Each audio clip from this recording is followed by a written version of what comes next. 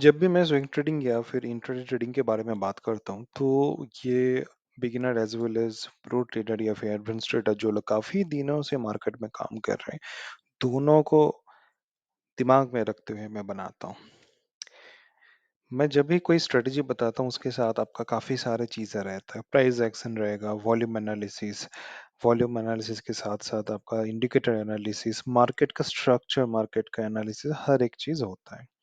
सो मैं मेरा जो भी वीडियो रहेगा 10 मिनट, 15 मिनट, 20 मिनट, एक चीज़ याद रखिए, हर एक पॉइंट बहुत इम्पोर्टेंट है। एक चीज़ आप क्लियर कर लीजिए, सिर्फ़ स्ट्रैटेजी के बेस पे या सिर्फ़ इंडिकेटर के बेस पे आप कोई भी ट्रेडिंग नहीं कर सकते हो, चाहे स्विंग ट्रेडिंग हो या इंट्राडे हो।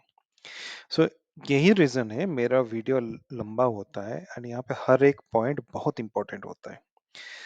एंड मैं बिगिनर एंड एडवांस जो दोनों मतलब ट्रेडर है उनके बेसिस पे मैं क्यों बताता हूँ वो मैं बताता हूँ। देखिए, जो बिगिनर है मैं एक स्ट्रेटजी बताऊंगा, यूज करेंगे। जो एडवांस है वो उनके पास एक्सपीरियंस है मार्केट के बारे में, उनके पास खासियत है मार्केट का अप एंड डाउन के बारे में, जो नॉलेज होता है क्यों होता है, मार्केट का स्ट्रक्चर, वॉल्यूम एनालिसिस, प्लस उनके साथ उस सारे चीज़ों के साथ वो लोग स्ट्रेटजी मिक्स करते हैं, तो दोनों में डिफरेंस है।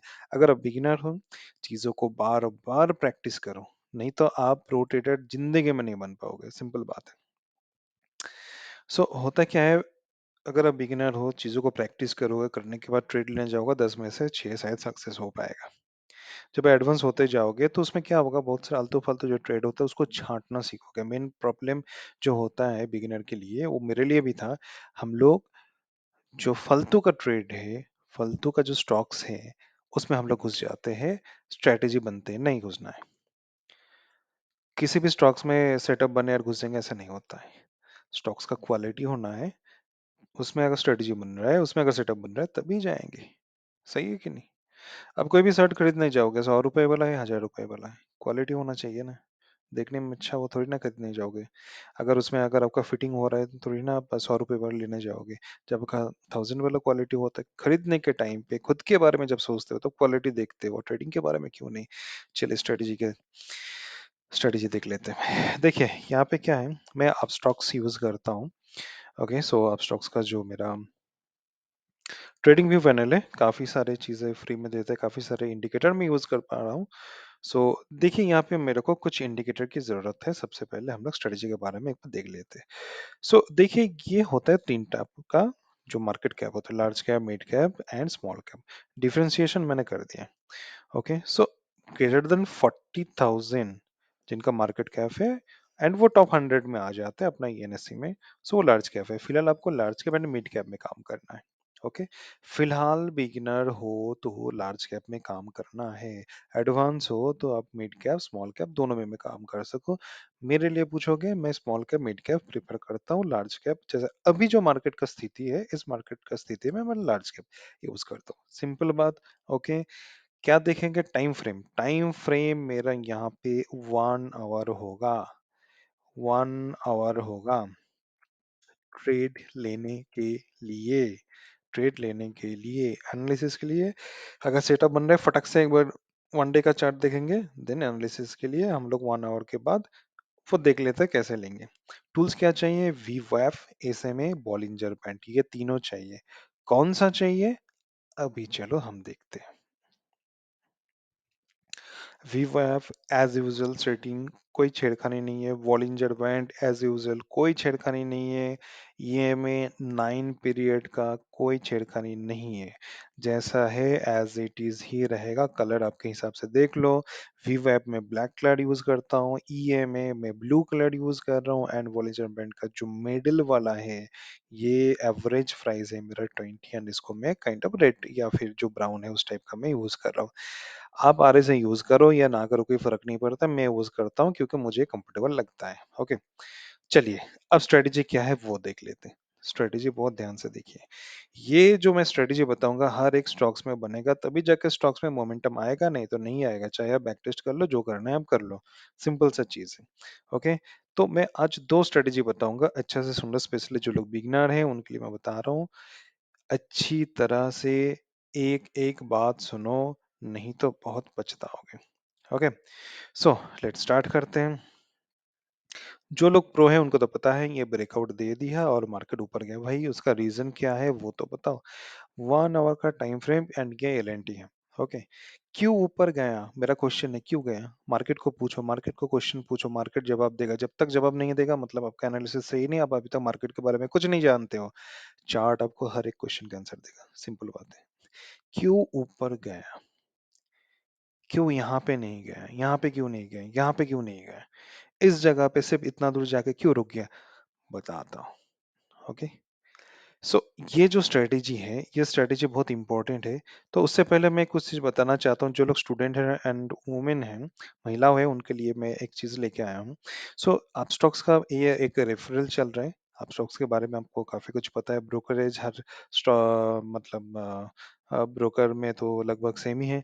अगर आप मेरे अकाउंट से ओपन करते हैं लिंक, सो इसमें क्या है, जो लोग स्टूडेंट है, वुमेन है, उनके लिए क्या है, उनको जो भी ब्रोकरेज लगता है उनका जो भी परसेंटेज मुझे मिलेगा मैं वो उनको वापस कर दूंगा। ये 100 लोगों के लिए है।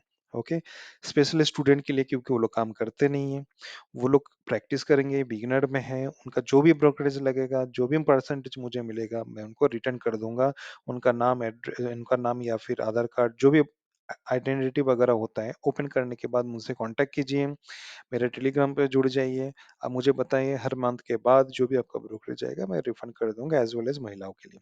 ओके, एंड इसके साथ साथ मैंने काफी सारे मेरा कोर्सेस है वो मैं फ्री उन लोगों के लिए दे दूंगा, ठीक है, ताकि वो लोग कर सके। या फिर मेरा जो फ्री वेबिनार है उसमें ज्वाइन कीजिए, इस ऑप्शन के बारे में सीखिए, स्विंग के बारे में सीखिए। चलिए, come to the point.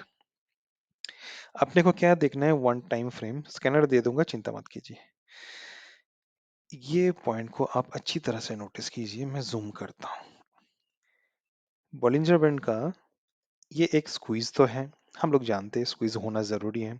And ये होगा इस टाइप के जो लोकेशन है, इस लोकेशन पे आपका होगा, इसमें कोई डाउट नहीं है।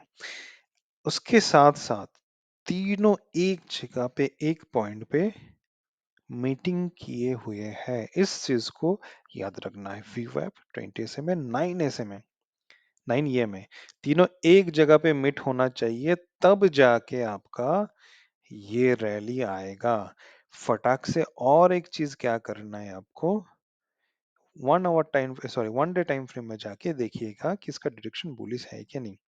जैसे कि मैंने तब बताया था कि मैंने आरएसआई क्यों यूज करता हूँ, रीजन यही है कि मैं आरएसआई के बारे में काफी सारे वीडियो डाल रहा हूँ। सो वहां पे देख सकते हो, मैं 60 को स्विंग ट्रेडिंग के लिए बहुत प्रेफर करता हूँ। 60 ऑफ जाते, बाकी सारी चीज मेरा जब भी सेटअप पे बन रहा है मैं फटाक से ले लेता हूँ, मैं कुछ सोचता ही नहीं हूँ।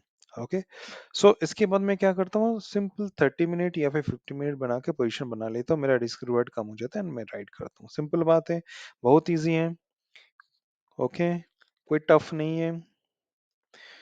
ओके, ब्रेकआउट, 60 आप, तीनों मीटिंग पॉइंट, एक प्रॉफिट मिल गया। हाँ, यहाँ पे और एक चीज देखिए,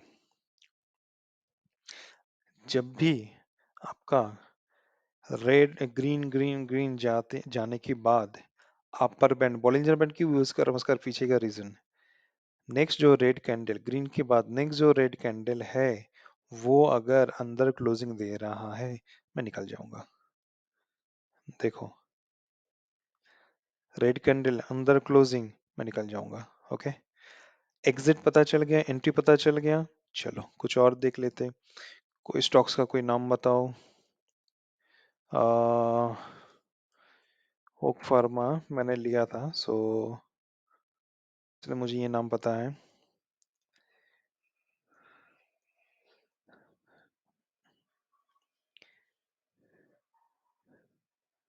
सो इसको मैंने लगभग इस जगह पे मैंने लिया था। लगभग देखो, अगर तीनों मीट पॉइंट होता है बहुत अच्छी बात है, अगर नहीं होता लगभग एटलीस्ट एक जगह पे एक काउंटर होना चाहिए।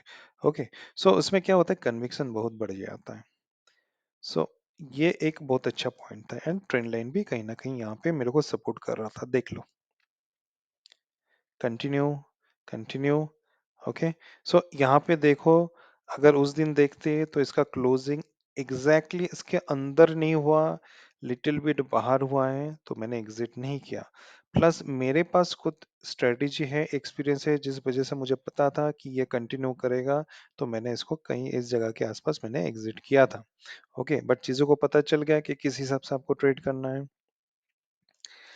और क्या देखते हैं, कॉल पर ये भी मैंने अपने ग्रुप में दिया था। सो लेट्स सी, दिख रहे हैं आपको सब लोग जब जिस टाइम पे मार्केट से डर रहे थे कि भाई क्या होगा पता नहीं, क्या होगा पता नहीं, उस टाइम पे हम लोग एंट्री किए and to be continue. Okay, and ये देखो कोई भी मेरे को वीएफ के नीचे उस हिसाब से क्लोजिंग नहीं दिया। वीएफ का एक कहानी है, फिर कभी किसी वीडियो में बताऊंगा। सो मैं अभी तक कंटिन्यू करो, मैं ग्रुप में बोला कंटिन्यू करो, या फिर जो लोग यहाँ पे वीएफ पे क्रॉस किया, क्रॉस डाउन करते हैं, वो लोग निकल जाएंगे। बट आपके लिए जो लोग बिगिनर हैं उनके लिए यहाँ पे एग्जिट है, एंड यहाँ तक अपने अच्छे खासा प्रॉफिट भी कर लिए। कितना किए चलो देख लेते हैं। चलो यहाँ पे पकड़ लेते हैं, वीकली आवरली टाइम फ्रेम पे अच्छा खासा 2 पॉइंट के आसपास आपका हो गया, 73 रुपीज के पास हो गया। बट अभी तक जो हमारे पास पोजिशनल है, जो लोग 1 डे की टाइम बेसिस पे देखते हैं, वो लोग अभी तक कंटिन्यू कर रहे हैं। बट स्टार्टिंग में आप इतना फॉलो कर सकते हो। ओके, नेक्स्ट, लगभग नहीं, यहाँ पे नहीं हुआ, ये डाउन साइड में है, मुझे इंट्राडे नहीं करना है, मैं स्विंग के लिए बता रहा हूँ। ओके, सो कोई भी हाई मोमेंटम आने से पहले ये चीज होना जरूरी है। देखो, ओके, मार्केट का स्थिति अभी खराब है कुछ दिनों से, सो इसलिए परसेंटेज थोड़ा बहुत कम मिल जाता है। बट ये 1 आवर के टाइम के बेसिस पे, सेम चीज आप 1 डे के बेसिस पे करोगे। अगर आप 1 डे के बेसिस पे आपको ऐसा सेटअप मिल रहा है, तो वो कहीं दिनों तक रहेगा। ठीक है, अब आराम से 1 हफ्ता से 10 दिन तक आप होल्ड कर पाओगे। आवरली बेसिस पे जो होता है, आप 1-2 दिन तक आप होल्ड कर सकते हो। तो हर एक टाइम फ्रेम का कहानी होता है। 1 आवर पे करोगे तो आप 1-2 दिन तक होल्ड कर पाओगे। 1 डे के करोगे तो 7 से 10 दिन होल्ड कर पाओगे। वीकली करोगे तो 1-2 महीना तक होल्ड कर पाओगे। सो ये सारी चीजें, आई होप आपको स्ट्रेटेजी समझ में आ गया। ओके, स्कैनर, स्कैनर में दे दूंगा आपको हर रोज, आपको ये हर रोज आपको चेक करना होगा। ओके, ओके, क्या ये स्कैनर आपको हर रोज चेक करना होगा। मैं निफ्टी 500 सिलेक्ट करके रखा हूँ। क्या करना है, 9:30 बजे के आसपास जो भी यहाँ पे मोर देन 4% या 5% इंडिकेट करेगा and volume more than 1 lakh होगा, उस पे आपको जाके सिटअप ढूंढना है।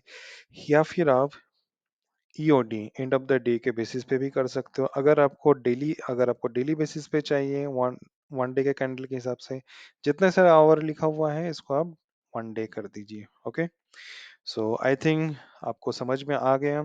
कोई भी दिक्कत हो, कोई भी प्रॉब्लम हो, कमेंट कीजिए। ओके, एक चीज याद रखिए, मोमेंटम आने से पहले ये वाला जो सेटअप है बनना जरूरी है, तभी जाके मोमेंटम आएगा, नहीं तो नहीं आएगा। Okay, so that's it.